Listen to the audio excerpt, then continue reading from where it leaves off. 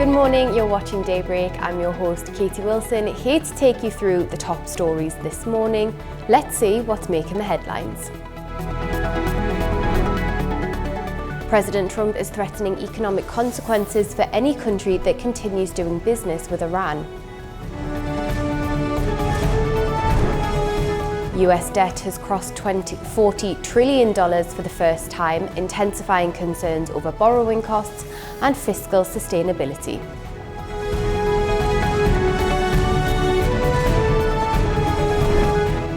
Kyiv has come under a fresh ballistic missile attack as Moscow intensifies strikes.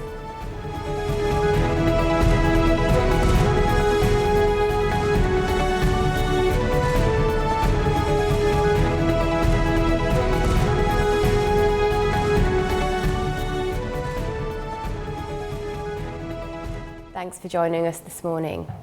Iran's parliament speaker has met with Iraq's president in Baghdad to discuss regional stability and bilateral ties. According to the Iraqi presidency, he emphasized the need for dialogue and diplomacy to end ongoing conflicts in the Middle East. In response, Tehran reaffirmed its commitment to strengthening historic relations and expanding cooperation with its neighbor across multiple sectors.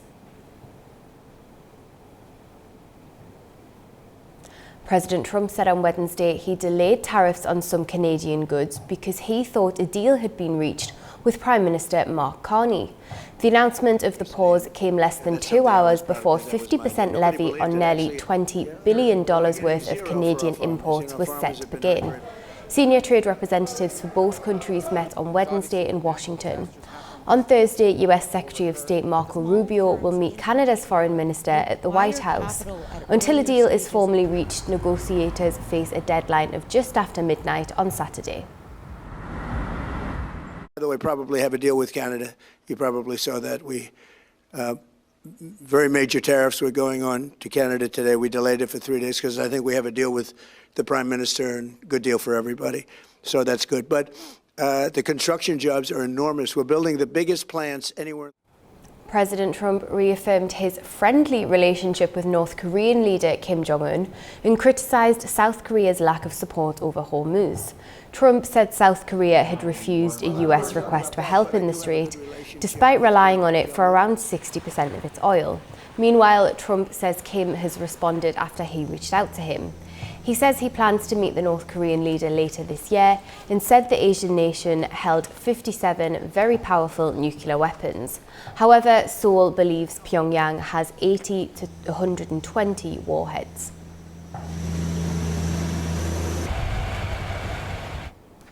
Now, the World Robot Conference has opened in Beijing. Robot martial arts and dance performances have attracted particular attention at the event. Experts attending the conference have highlighted China's rapid advances in robotics. The 2026 World Robot Conference has opened in Beijing. More than 300 Chinese and international companies are taking part in this year's event, showcasing more than 3,000 new robotics technologies and innovative products. The robot dance, very interesting. I think the technology is advancing quite a bit, as we saw in the marathon. And each year that I come to WRC, I see new advancements. I'm very impressed by what I see that Beijing is doing, and throughout China, there's a lot of adoption of robotics. The opening ceremony also featured a special performance by robots demonstrating martial arts, which attracted considerable interest from visitors. I'm a fifth time here, but every year I see an enormous progress. I mean, robotics is making major progress. It's amazing to see this. China continues to make significant advances in robotics each year and is now considered one of the global leaders in the field. Well, joining us now is Dr. Gloria Shkurti Özdemir, Director of the Emerging Technologies and AI Research Centre at Kazar University in Istanbul. Thank you for being with us this morning. Now, what are the most important technological trends that you're seeing at this year's World Robot Conference? So the main thing in here that I would consider for the conference is that China is passing through an AI as software to embodied AI. And all of these robots that China is showcasing this year have AI embodied in them, which places a huge importance in the global competition of China, because especially they are trying to create robots that would have a positive impact in the industry and in the economy of China in general. So besides the robots like playing music or as you mentioned, doing karate with each other, or I don't know, some other like entertainment robots, they are showcasing to us robots that are very important for the industry itself.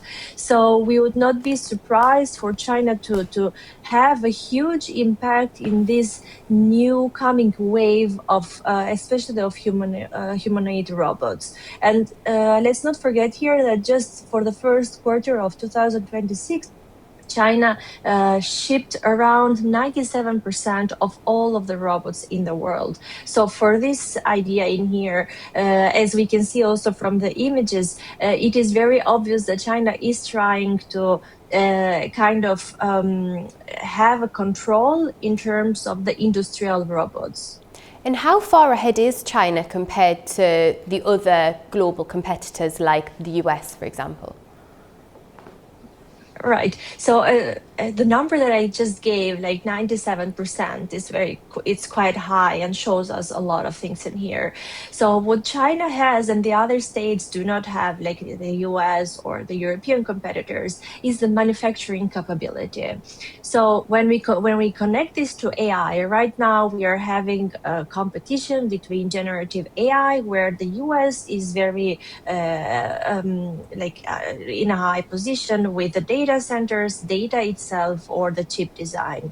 But right now, China is going through that, and as I mentioned, to embedded AI and offering the manufacturing capacity that no other state has right now. It's moving China towards a new other level, adding new, new parts to the supply chain that we already have. So in the current supply chain, we have the data, the energy, the data centers, the design, and so on. But right now, with the embodied AI and the robotics, China is adding their new parts like batteries, which they are in a very good position. They are adding electronics, camera systems, and as I mentioned, the most of it, the manufacturing of the robotics. Really interesting. Now let's talk a bit more about AI and how much is AI changing what robots are actually capable of doing? Like a very simple comparison between like the robots that we used to have and the robots that we are right now watching in China makes the difference very clear. Like previously, we have these automatic robots that most of us are used to see in the companies, for example, producing cars. Like they have a very simple work to do, and they just act in an automated way. But adding AI within these robots brings it to a whole other level, with them being able to think, with them being able to perceive the area around them, to analyze that, and to act according to that. To that information. So this, of course, has kind of problems for the future for us, because like in terms of the people working in the company, the workforce, the human workforce, etc. So we need to think, when we think about like AI and robots, not only for the good aspects that they're bringing to us, but we need to take into consideration also the bad aspects that we may be facing in the future. Yeah, it's interesting you mentioned that, as there are concerns that robots could eventually replace large numbers of human workers. How serious is that risk looking at the technology that we're seeing in Beijing? Right, like for a long time right now, experts and reports have been warning us about the possibility that robots may soon impact the workforce of the people. However, it's strange enough that China itself a few days ago also announced some standards about the workforce, and they kind of restricted people being laid out of their jobs because they will be replaced of the robots. So the risk is always there. But the important thing is that the states themselves need to start to take steps regarding this to protect their own citizens and to protect the people that are working, especially in industries where the robots will start to dominate very soon. In what industries are you looking at here? What do you think will be transformed the most by advances in robotics and in AI? To tell the truth, I've had the chance to be in a few conferences where the Chinese robots were shown last year, especially. I was in there and I was very, very much surprised from the robots that were used in the medical sector.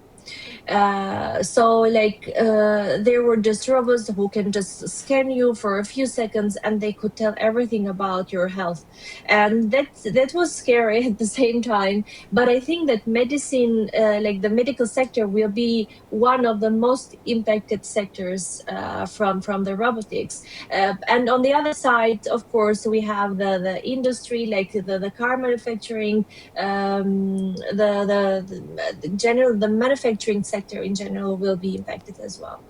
And how close do you think we are to seeing these robots every day, maybe in factories, in hospitals, as you mentioned?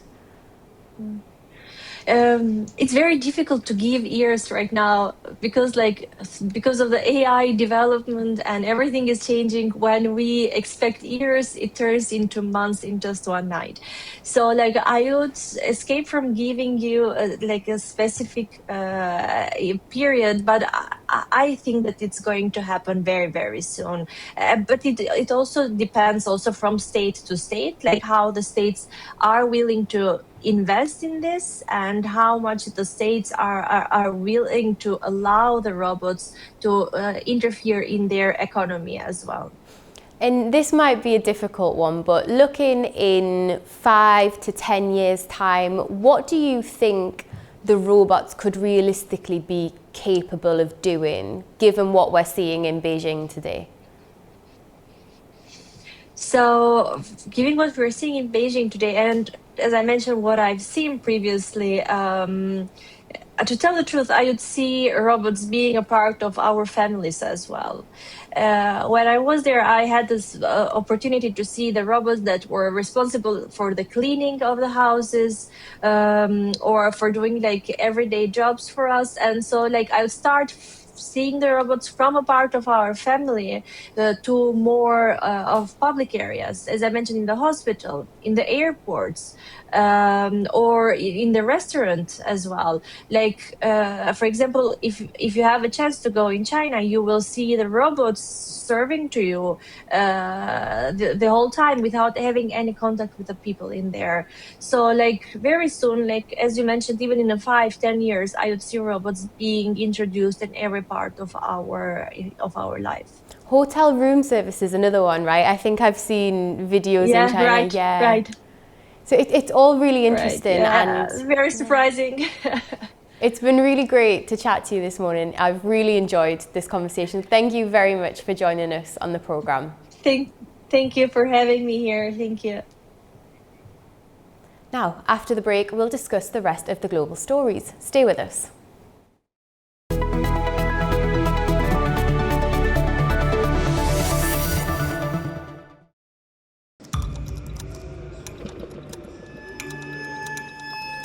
Inside Politics delves deeply into the heart of global issues shaping our world today.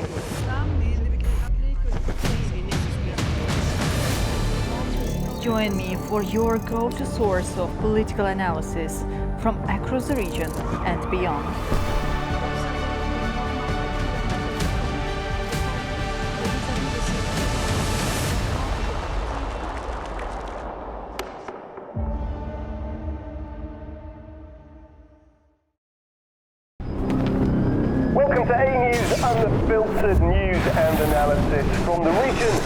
and beyond.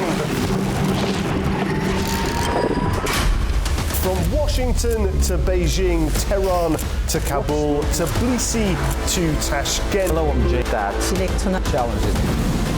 Today is the third. We're with you 24/7, taking you live to the front lines of the day's biggest stories. Welcome to Gabala. One important note. To Fierce. I'm here. Azerbaijan and Armenia. Hello, we are recording the shade of November.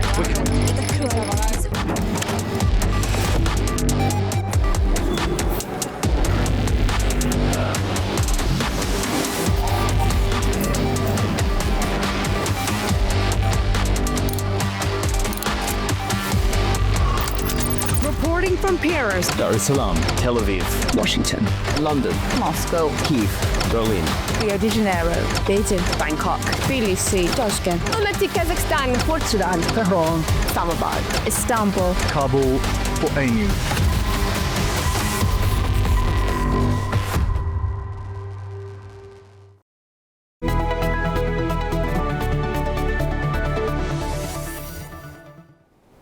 Welcome back, you're watching Daybreak. Now, let's take a look at those global stories. The US national debt has hit a new milestone, surpassing $40 trillion for the first time. The figure highlights the scale of Washington's borrowing and growing concerns over the rising interest costs. The United States national debt has surpassed $40 trillion for the first time, drawing fresh warnings that a fiscal crisis is brewing. It comes as costs balloon for social safety net programs and interest payments far outstrip revenues held back by tax cuts. The milestone comes just 5 months after the debt crossed $39 trillion, highlighting the rapid pace of government borrowing. Data from the US Treasury Department shows the outstanding balance is $40.047 trillion, which includes more than $32 trillion held by the public and nearly $7.8 trillion in intra-governmental debt. Interest payments are now among the largest federal expenses, with the Peter G. Peterson Foundation warning they are becoming a growing burden. Interest is our fastest growing government program. So we spend more than $3 billion a day on interest costs. We spend more on interest than we do on national defense. We'll spend $16 trillion on interest over the next 10 years. The amount owed has more than doubled since 2017, with pandemic-era borrowing accounting for a significant share of the increase. Budget watchdogs warn that continued borrowing could fuel inflation, limit government spending priorities and raise costs for households. The Peterson Foundation says changes to spending and tax policy could help reduce deficits without immediate drastic cuts.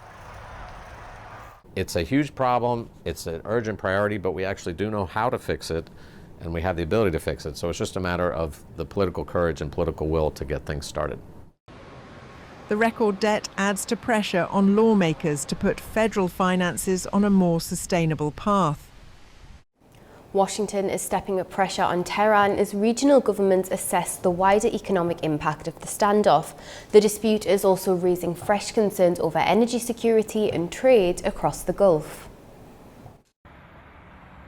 US President Donald Trump has threatened what he called tremendous economic consequences for any country that helps Iran or continues doing business with the country. In a Truth Social post, Trump announced what he described as the most crushing economic operation ever imposed on a country, saying Tehran had failed to reach a deal with Washington. Trump said the US still had additional sanctions it could impose. He also described the naval blockade extremely effective, while saying the Strait of Hormuz remained open despite Tehran saying it was shut. He added that it could become less important as alternative energy supplies expand. It'll either be extremely good and oil prices are going to drop like a rock, or we'll continue to do exactly what we're doing. They were talking about $350 a barrel, and it's today 84, 85. And we are getting a lot of oil out. But the other thing that's happened is people have found other alternatives, which they never thought about. Texas, Alaska, Louisiana, and other places.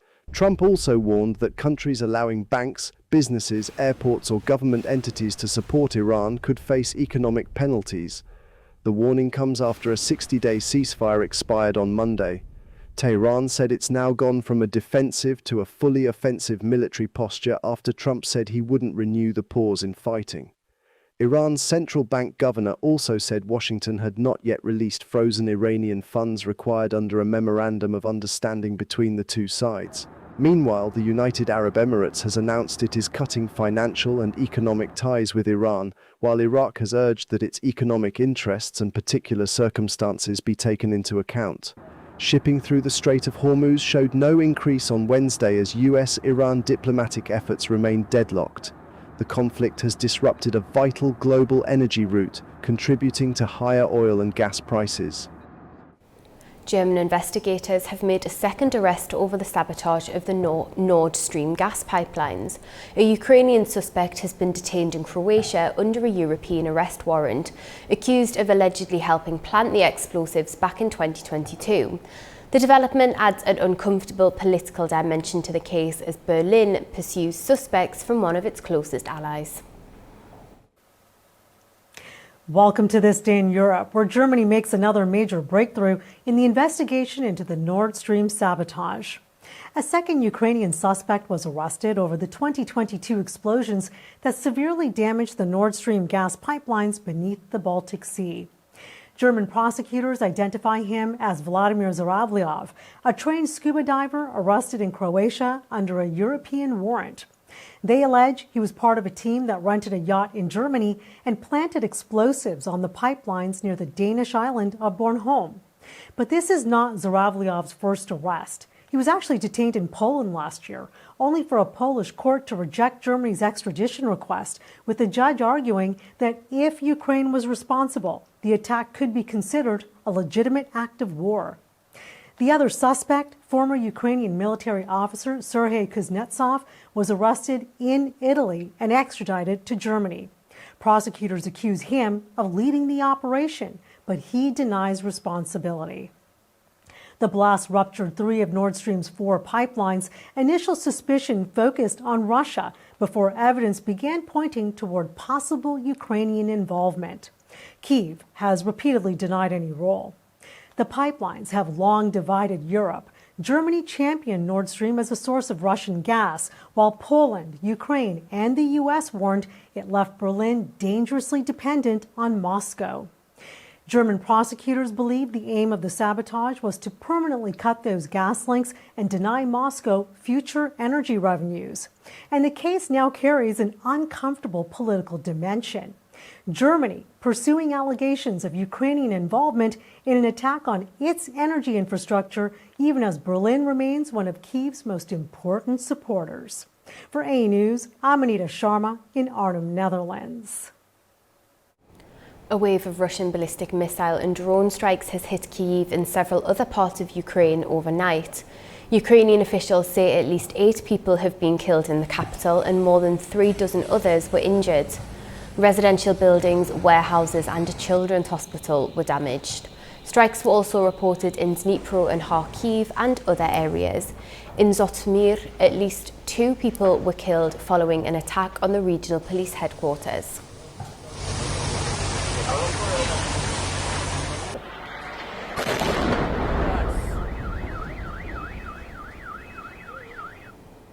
Ukraine's parliament has formally approved Yevgeny Khmara as the country's new defence minister. Following the vote, President Zelensky ordered him to rapidly expand Ukraine's capacity for deep military strikes. Zelensky says the immediate priority is overhauling domestic arms production and procurement systems. Khmara, who replaces the ousted Mikhailo Fedorov, has also been tasked with working alongside local manufacturers to strengthen the country's air defences. My main task for the Minister of Defense of Ukraine in these circumstances is to effectively adjust our defense system, our production and procurement systems, and our supply chain to the armed forces. This adjustment that the protection of life in Ukraine receives everything necessary to repel Russian attacks, to hold our positions on the front line, and carry out our own active actions and deliver significant blows to Russia in response to its terror. Well, Fedorov's call for elections has drawn supporters out onto the streets of Kyiv, backing the idea. However, they raise concerns about holding a presidential vote during a war. Protesters calling for elections in Ukraine are confronting a fundamental question. How can a vote be organised while the war continues? At a rally in central Kyiv, demonstrators backed former Defence Minister Mikhailo Fedorov's call for elections, but many also questioned whether they could realistically be held.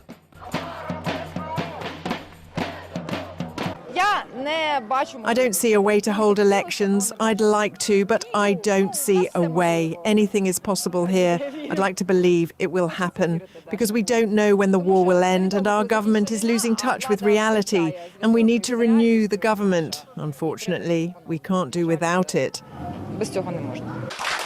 Fedorov, removed as defence minister in July, has argued that the country is facing a crisis of governance and needs elections. Ukrainian law prohibits them under martial law.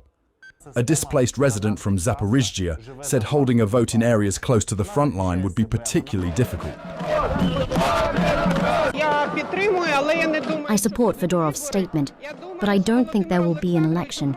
I think Volodymyr Zelensky should simply step down. Fedorov was once a close ally of Zelensky and is now a potential political rival. But he has not said whether he would run for office. On Wednesday, Ukraine's parliament approved the appointment of Yevgeny Kamara as defense minister. Zelensky had nominated Kamara, whom he previously appointed as acting minister, following Fedorov's removal last month.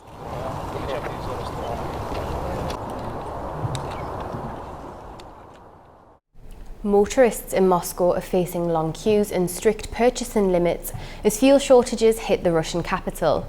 The disruption follows months of targeted Ukrainian drone strikes on oil refineries, compounded by strong seasonal demand. Major suppliers have now capped how much gasoline drivers can buy. The daily commute in Moscow now includes a hunt for petrol. Across the capital and surrounding regions, drivers are facing closed stations, dry pumps, and long waits. Shortages that began in the Russian provinces earlier this summer have now firmly taken hold in the city, forcing motorists to drive from station to station just to fill their tanks. We have been to 5 petrol stations already, and there was no fuel. Last week, fuel was available, and now there is no fuel again.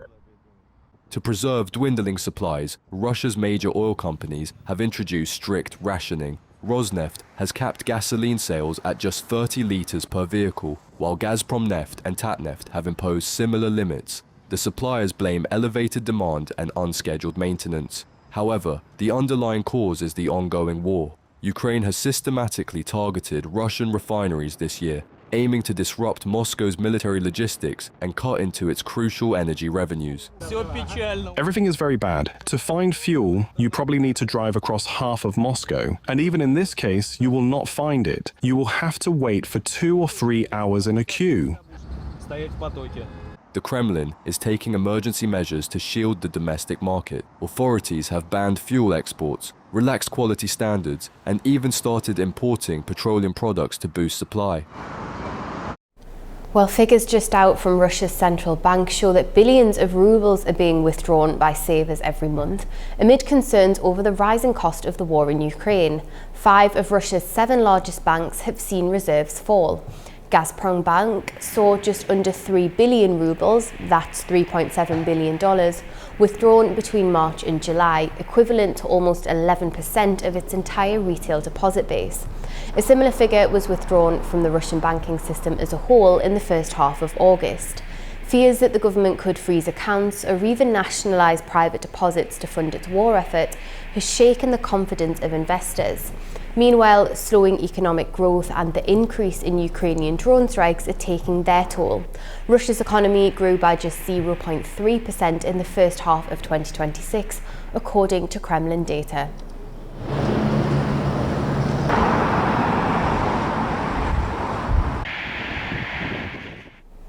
Now, the race to become the next United Nations Secretary-General has another contender, with Ecuadorian diplomat Ivonne Baki joining the field. Meanwhile, an informal reader survey has put Costa Rica's Rebecca Greenspan ahead of the other candidates. Ecuadorian diplomat Ivonne Baki has entered the race to become the next United Nations Secretary-General, becoming the 8th candidate seeking to succeed Antonio Guterres. Baki, a former Ecuadorian government minister and ambassador to several countries, was nominated by Tonga. She said she wants to bring fresh ideas and make the UN more effective in addressing global conflicts. The next Secretary-General will face growing calls for UN reform amid criticism over its bureaucracy and demands for greater efficiency. Baki is the second candidate from Ecuador in the race. Other contenders include former Costa Rican Vice President Rebecca Greenspan, former Chilean President Michelle Bachelet, and former Ecuadorian Foreign Minister Maria Fernanda Espinosa. Guterres is due to step down at the end of the year after 2 5-year terms. The UN Security Council has begun informal polling as part of the selection process, with a second round expected later this week. A Pass Blue, an independent non-profit media organisation covering the United Nations, survey of around 1,500 readers put Greenspan in first place with 32% of the vote. Espinosa followed with 23.4%, while Bachelet received 21.9%. The next Secretary-General is expected to take office on January 1st, 2027, following a recommendation by the Security Council and appointment by the General Assembly. The United Nations nuclear watchdog has inspected undisclosed sites in Syria containing nuclear material inherited from the ousted Assad regime. During a visit to Damascus, the International Atomic Energy Agency Chief Rafael Grossi said the new government granted his team access. Syria's foreign minister insists the material poses no threat and will remain under international safeguards for peaceful use. The new administration is cooperating with the agency to address the country's historic nuclear legacy.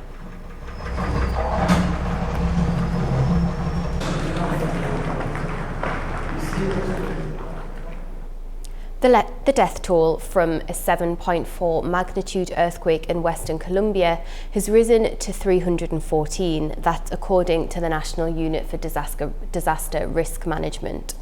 Authorities say hundreds remain missing and more than 4,400 have been injured, while hundreds have been rescued from the rubble.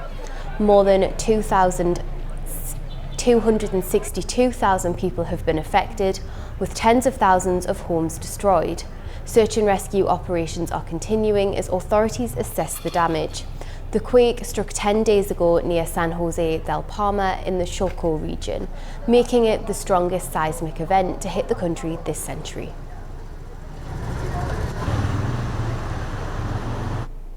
We're going to go to a quick break now, and when we return, I'll discuss the key regional headlines. Don't go anywhere.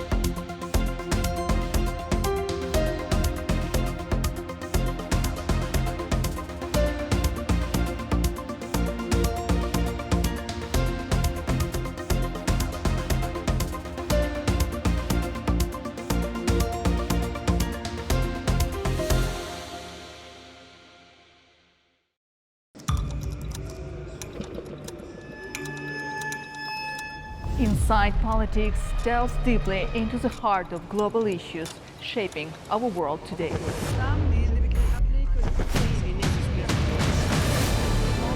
Join me for your go-to source of political analysis from across the region and beyond.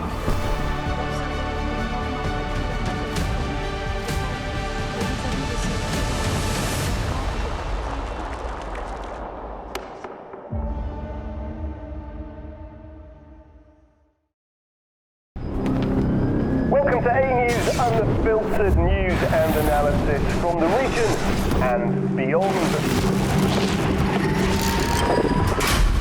From Washington to Beijing, Tehran to Kabul, to Tbilisi to Tashkent. Hello, I'm Jay. That's challenging. Today is the third. We're with you 24/7, taking you live to the front lines of the day's biggest stories. Welcome to Gabala. One important note to this. I'm here. Azerbaijan and Armenia. Hello, we are reporting on the shade of November.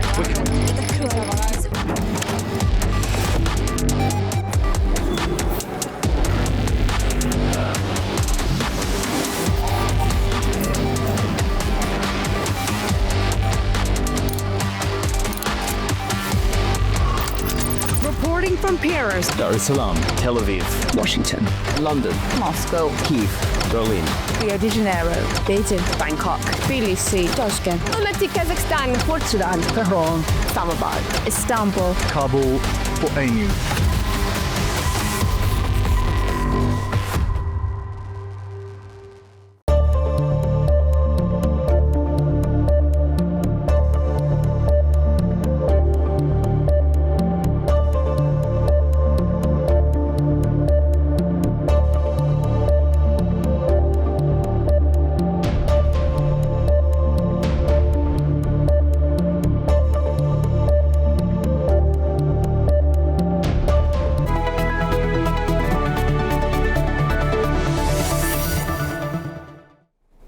Welcome back and thanks for joining me this morning.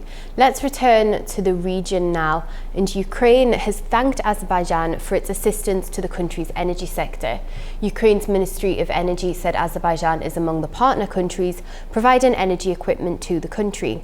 According to the ministry, Ukraine has received energy equipment from several countries since the beginning of 2026. Since March 2022, more than 32,000 tonnes of energy equipment have been delivered. More than 28,000 tonnes of the equipment has already been distributed among different regions of Ukraine. The ministry thanked all partner countries for their support in helping Ukraine keep its energy system running.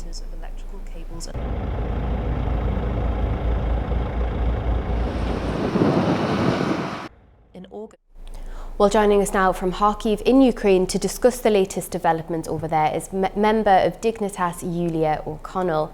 Thank you for joining us, Yulia. Now, you're in Kharkiv at the moment. We've just been hearing about the latest wave of strikes. How are you? How's the situation on the ground? Well, the people who've been in Ukraine for past 4 years, they're used to hearing sirens. Kharkiv is a little special because it's very close to the Russian border, and the sirens here almost nonstop during the day. People keep going, keep living their lives. I've seen, sirens and their mom with 3 kids in a stroller walking around while the sirens are in the air. That being said, I see a lot less young people. Kharkiv is used to be a very the city with many students, highly young population. Now it's definitely different demographics. What I've also noticed is that just about every building has a plywood. So when the explosion happened, even if it doesn't hit directly, the waves they shatter glasses, and so many windows are plywood. The Kharkiv is to say that it's they're well taken care of, not only for the city in the war, but in general. The streets are extremely clean. It seems like it's very well taken care of city. People love it, but it's definitely you feel the war much closer than if you're in Kiev or other parts of the country. Now let's take a closer look at the aid being provided to Ukraine by Azerbaijan and the relationship between those two countries. How much closer have the two countries become since the agreements signed by President Aliyev and President Zelensky in April? I think this is a natural step for Ukraine and Azerbaijan. Ukraine and Azerbaijan used to be a part of the Soviet Union. And I think Azerbaijan, just like any other countries that used to belong to the big empire, have good relationship with each other to begin with. So this is almost a natural step. What is really different this time is that Azerbaijan is more clearly taken or more openly taken Ukrainian side than Russian side. That means that Russian grip on Azerbaijan is definitely less than it's ever been because Russian hands are tied with Ukraine so deeply. And that's a good news not only for Azerbaijan, but every other country that is a neighbor to Russia. It's always been a problem for their neighboring countries to keep their sovereignty, to keep their identity, to keep history, language. So this is important for not only for Azerbaijan, Ukraine, but to show that Armenia, Georgia, who has the same kind of challenges, should join this type of relationship with Ukraine. Russia only can provide an umbrella to be a part of the empire. Ukraine, with the partnership with Ukraine, it's guarantee for further sovereignty. It's a guarantee that the country can keep their national identity and live in be stronger, and that would provide a better relationship with Russia because Russia respects strength. Yeah, so you're touching on that relationship with Russia there, and Azerbaijan-Russia relations have deteriorated again in recent days. I think the Russian ambassador was summoned in Baku. And do you think Baku's increasingly close relationship with Ukraine will add further strain to the ties with Moscow? And how do you think the Kremlin is responding to all of that?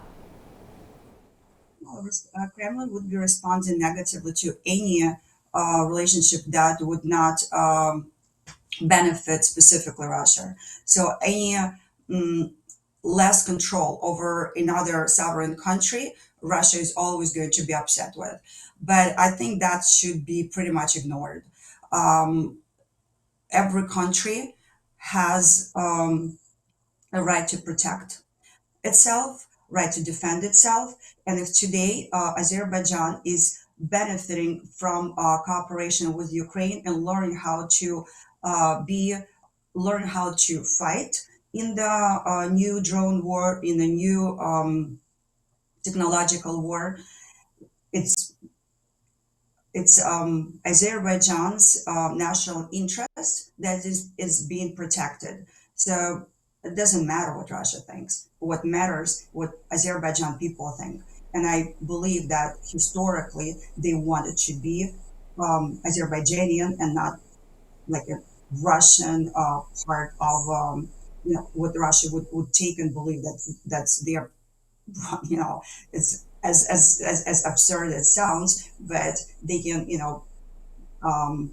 with the Russian language, they will claim it's Russian territory. So it's a way for Azerbaijan to keep really sovereign, strong country.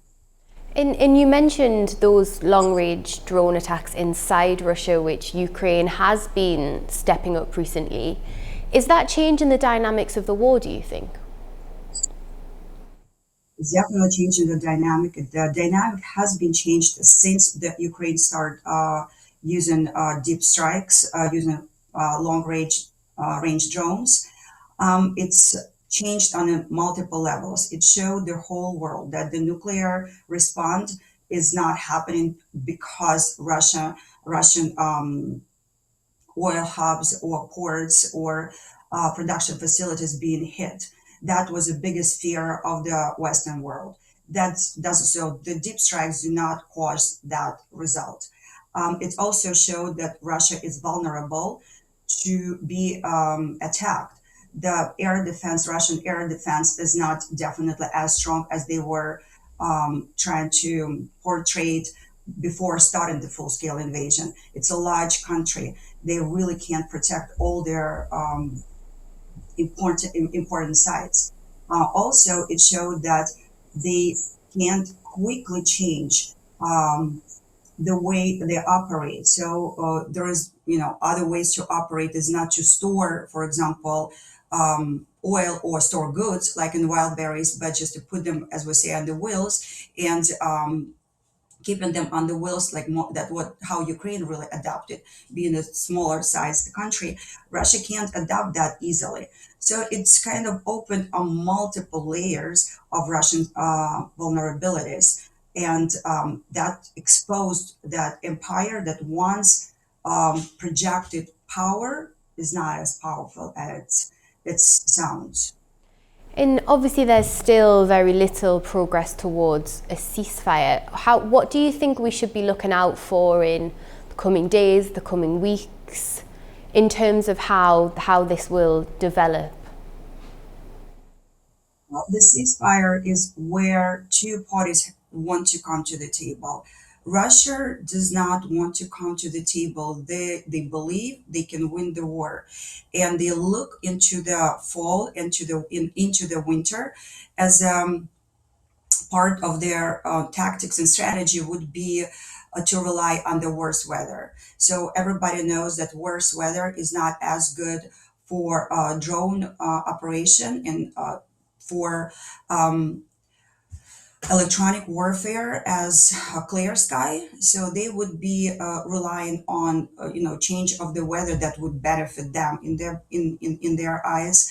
They also continue to rely on a large number of people they can throw into the meat grinder. So I was talking here with the military, and maybe it's not being talked about it as much as used to be, how they do the massive soldiers, kind of throwing soldiers into the meat grinder and trying to get Ukrainian positions with the numbers.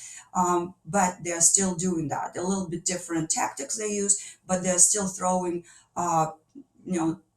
massive number of people in small numbers, 2, 3, or 4 people, but they throw them until they exhaust basically Ukrainian defense. And after like 100 people died, that 1 or 2 will get the position on the ground. So they would be relying on weather, and they would be relying on still sending Russian people into the meat grinders. It's been really great to chat to you this morning, Yulia. Stay safe in Kharkiv, and I'm sure we'll be speaking again on the programme sometime soon. Uzbekistan is stepping up its role in Georgia's Black Sea trade links, with plans for a new logistics centre and work linked to the Anaklia deep sea port. The move could strengthen Uzbekistan's access to European markets through Georgia. Nini Nikolaishvili reports from Tbilisi. Uzbekistan says it plans to open a logistics center at Georgia's Black Sea port of Poti with an annual capacity of 500,000 tons by 2027. Presidential press secretary Sherzad Asad also said Tashkent would begin practical work on the development of the Anaklia deep sea port. The announcements follow closer contacts between the two countries. In July, Uzbekistan's investment and transport ministers visited Poti and the Anaklia construction site with Georgia's economy minister. Days later, President Shavkat Mirziyoyev's visit to Tbilisi elevated bilateral ties to a strategic partnership with transport connectivity among the priorities. Uzbekistan has also proposed linking the China-Kyrgyzstan-Uzbekistan railway with the Baku-Tbilisi-Kars line, potentially creating another route for Central Asian cargo to Georgia's Black Sea coast. But the two projects are at different stages. The Poti Center has a target opening date, while Anaklia is still being developed. Georgia adopted a state-run landlord model for Anaklia in July after a Chinese-Singaporean consortium withdrew. Terminal tenders are still pending and the first ship is not expected before 2029. Whether Uzbekistan's interest leads to concrete investment or a terminal agreement will show how significant its role in Anaklia will ultimately be. Nini Nikolashvili, Tbilisi, A News. And finally this morning, Afghanistan's job market is coming under growing pressure, with the International Labour Organization warning that women are being pushed further out of the workforce. The return of Afghans from abroad and rising living costs are also making it harder for people to find work and support their families. Tamim Bahis reports. 5 years after the Taliban returned to power, the International Labour Organization says Afghanistan's labour market is becoming increasingly dependent on male employment, while women remain largely shut out of economic activity. According to its latest assessment, total employment has risen by around 14% from its 2022 low, reaching nearly 8.5 million people in 2026. But the organization says that increase has not kept pace with population growth. The employment to population ratio now stands at an estimated 32.5%, more than 4 percentage points below its 2020 level. The gains have also been concentrated entirely among men. Male employment is estimated to be around 22% higher than in 2020, while female employment has fallen sharply. Afghanistan is now estimated to have the second lowest female labour force participation rate in the world. The ILO says the return of large numbers of Afghans from Iran and Pakistan is creating additional pressure, with many arriving in communities already facing poverty, underemployment and limited livelihood opportunities.